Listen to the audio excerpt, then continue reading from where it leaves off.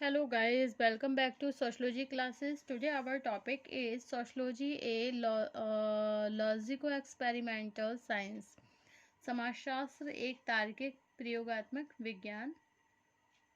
Okay so ये आज का हमारा टॉपिक है and we start this video on this topic. Without wasting much time, we should start this video on this topic. Sociology as a logico experimental science. Okay, समाजशास्त्र एक तार्किक प्रयोगात्मक विज्ञान. ओके, अपने वैज्ञानिक अध्ययन में परेटो का सर्वप्रमुख प्रयास उन साधनों को ज्ञात करना है जिनकी सहायता से मानव व्यवहारों को प्रभावित करने वाले अतार्किक आधारों की तार्किक दृष्टिकोण से विवेचना की जा सके. परेटो कभी भी वेवलिन तथा उन दूसरे विद्वानों से सहमत नहीं रहे जो मानव व्यवहारों की विवेचना आर्थिक सिद्धांतों के आधार पर होनी चाहिए.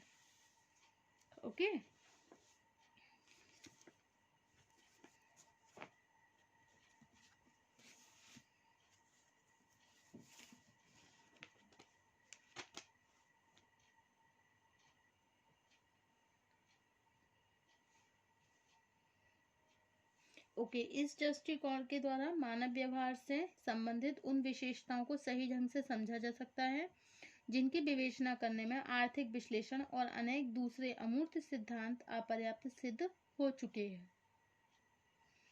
इस संदर्भ में परेटो ने स्पष्ट किया है कि समाजशास्त्रीय सिद्धांतों का विकास एक ऐसी तार्किकता पर आधारित होना चाहिए जो आर्थिक और राजनीतिक चिंतन को सही दिशा दे सके. समाजशास्त्र का रूप क्या हो सकता है, इसे स्पष्ट करते हुए परेटो ने लिखा है कि समाजशास्त्र वह सामाजिक विज्ञान है जिसका मुख्य कार्य व्यक्तियों की अतार्किक क्रियाओं का विश्लेषण करने के लिए तार्किक प्रयोगात्मक आधार प्राप्त करना है. इस दृष्टिकोण से समाजशास्त्र में उन प्रेरणाओं का अध्ययन किया जाना चाहिए जो सामाजिक जीवन के एक साधन के रूप में लोगों की अतार्किक क्रियाओं को प्रभावित करती है. यही कारण है कि अनेक विद्वानों ने परेटो के समाजशास्त्र को मनोवैज्ञानिक समाजशास्त्र साइकोलॉजिकल सोशियोलॉजी के नाम से संबोधित किया है. ओके,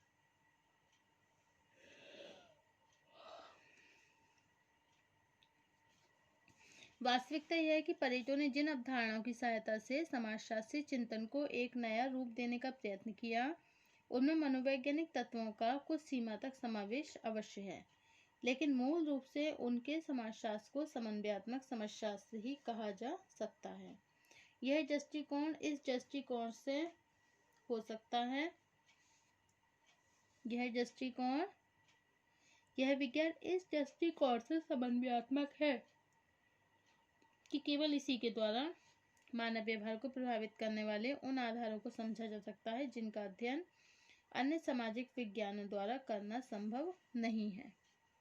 इसके पश्चात भी विभिन्न सामाजिक विज्ञान समाजशास्त्र से अधिक संबंधित इसलिए हैं क्योंकि वे अपने अपने अध्ययनों द्वारा विभिन्न कारकों के प्रभाव को जानने में समाजशास्त्र की सहायता कर सकते हैं तथा स्वयं भी समाजशास्त्रीय अवधारणाओं से लाभ उठा सकते हैं. इस प्रकार परेटो समाजशास्त्र के रूप में एक ऐसे विज्ञान को विकसित करना चाहते हैं जिसमें विभिन्न प्रकार की सामाजिक घटनाओं की समानताओं के आधार पर तार्किक सिद्धांतों को विकसित किया जा सके. इस प्रकार परेटो ने अपने समाजशास्त्र को तार्किक प्रयोगात्मक विज्ञान लॉजिको एक्सपेरिमेंटल साइंस का नाम दिया. इस कारण यह है कि एक विज्ञान के रूप में इसे तार्किक प्रयोगात्मक पद्धति की सहायता से ही विकसित किया जा सकता है. ओके, तो फर्स्ट है आपका लॉजियो एक्सपेरिमेंटल मेथड.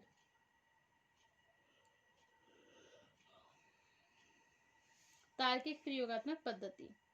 प्राथमिक रूप से विज्ञान का स्नातक होने के कारण परेटो को यह मान्यता दी गई कि समाजशास्त्र को विज्ञान के रूप में तभी विकसित किया जा सकता है जब इसकी अपनी एक वैज्ञानिक पद्धति हो.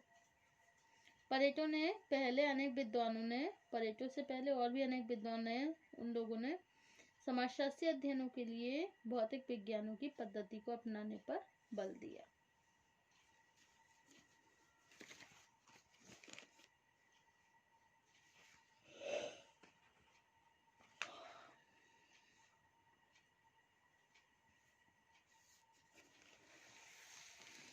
परेटो द्वारा प्रयुक्त इटालियन शब्द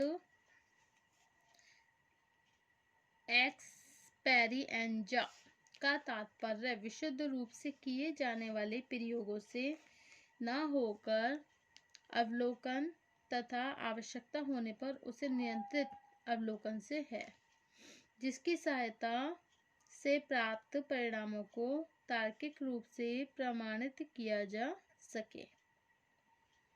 इस प्रकार तार्किक प्रयोगात्मक वह पद्धति है जो अवलोकन पर आधारित प्रयोगों को महत्व देती है तथा उनसे प्राप्त परिणामों को तर्क द्वारा प्रमाणित करने की क्षमता रखती है। परेटो के अनुसार तर्क का तात्पर्य क्या होता है? तर्क का तात्पर्य कि अवलोकन के आधार पर विभिन्न घटनाओं के बीच जो सहज संबंध पाया जाए उससे प्राप्त होने वाले परिणामों को प्रमाणिक रूप से प्रस्तुत किया जाए। प्रयोगात्मक एक्सपेरिमेंटल शब्द में अवलोकन तथा प्रयोग दोनों ही विशेषताओं का समावेश है। प्राकृतिक विज्ञान इसलिए प्रयोगात्मक होते हैं क्योंकि इनसे संबंधित अवधारणाएं प्रयोग के द्वारा ही विकसित की जा सकती हैं। Okay,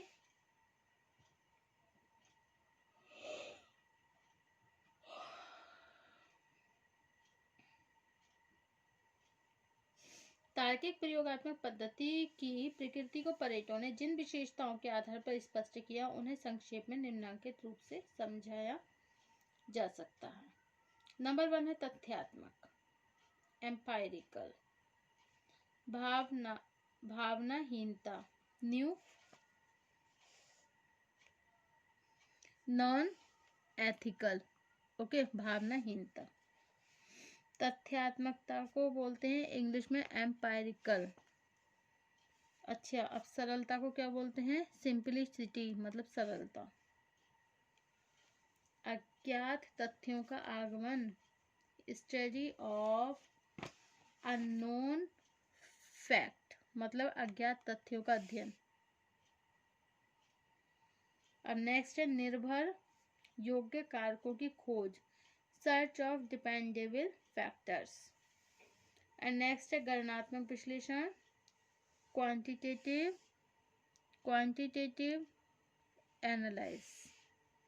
analysis. ओके, अपने आरंभिक जीवन में परेटो गणित की भाषा को विज्ञान मानते रहे, मतलब विज्ञान की जो भाषा थी परेटो से गणित मानते थे। इसी दृष्टिकोण से तार्किक प्रयोगात्मक पद्धति के अंतर्गत उन्होंने गणित के प्रयोग को आवश्यक माना। इसका तात्पर्य है कि परेटो समाज के गुणात्मक अध्ययन के पक्ष में नहीं थे, बल्कि उन्हें इस पद्धति के अंतर्गत सामाजिक तथ्यों को गणनात्मक तथा सांख्यिकीय विश्लेषण को अधिक महत्व दिया। ओके, अब है अभिजनों का परिभ्रमण। सामाजिक विचारधारा के क्षेत्र में अभिजनों के परिभ्रमण की अवधारणा परेटो की एक प्रमुख देन है। इस अवधारणा के द्वारा परेटो ने जहां तक एक और सामाजिक संरचना के अंतर्गत विभिन्न वर्गों की प्रकृति को स्पष्ट किया, वहीं दूसरी ओर उन्होंने विभिन्न वर्गों की स्थिति में होने वाले परिवर्तन के आधार पर बल दिया,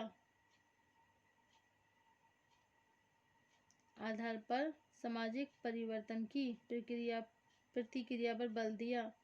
इस प्रकार परेटो द्वारा प्रस्तुत अभिजनों के परिभ्रमण की अवधारणा सामाजिक परिवर्तन के सिद्धांत को स्पष्ट करती है। परेटो ने बताया कि प्रत्येक समाज में विभिन्न वर्गों के बीच ऊंच नीच का एक स्पष्ट संस्तरण अवश्य विद्यमान होता है। ओके, इसमें सर्वोच्च वर्ग वह होता है जो अपनी चतुराई, कुशलता, प्रभाव के द्वारा सत्ता पर अधिकार करे। इसे शासकीय अभिजात वर्ग गवर्निंग फाइल कहते हैं। ओके। दूसरा स्थान उन अभिजनों का होता है जिनका अपने अपने कार्य क्षेत्र में प्रतिष्ठित स्थान अवश्य होता है, लेकिन शासन में उनकी कोई प्रत्यक्ष भागीदारी नहीं होती। इसे गैर शासकीय अभिजात वर्ग कहा जाता है। तीसरा वर्ग निम्न तथा गैर अभिजात वर्ग नॉन एलाइट होते हैं। ओके।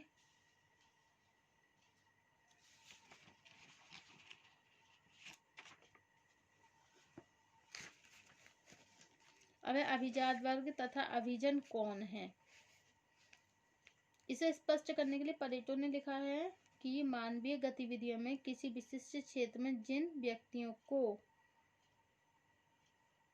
सर्वाधिक अंक मिले उनका यदि एक वर्ग बनाया जाए तो उसी को अभिजात वर्ग कहा जाएगा। ओके। इसका तात्पर्य कि राजनीति, प्रशासन, व्यापार, कला, बौद्धिक के क्षेत्र में जो व्यक्ति अपने समूह में सबसे अधिक योग्य, कुशल और सफल होंगे उन्हीं को अभिजात वर्ग कहा जाता है। ओके। अकॉर्डिंग टू तीमाशेफ ने बोला है अभिजात वर्ग के अंतर्गत वे व्यक्ति आते हैं जो समाज के विभिन्न क्षेत्रों में उच्चतम कार्यों का निर्वाह करते हैं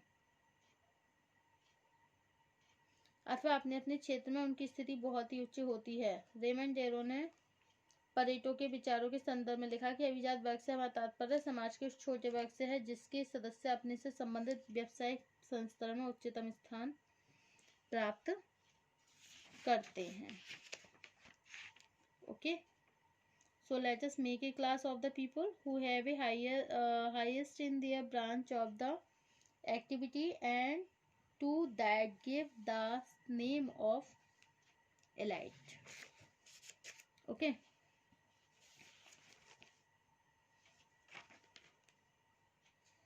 अब है समालोचनात्मक मूल्यांकन।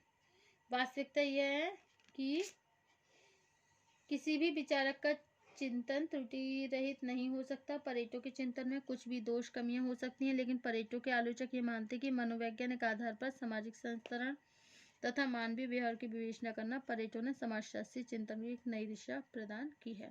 Thank you for watching my YouTube channel. Thank you so much guys. Thank you.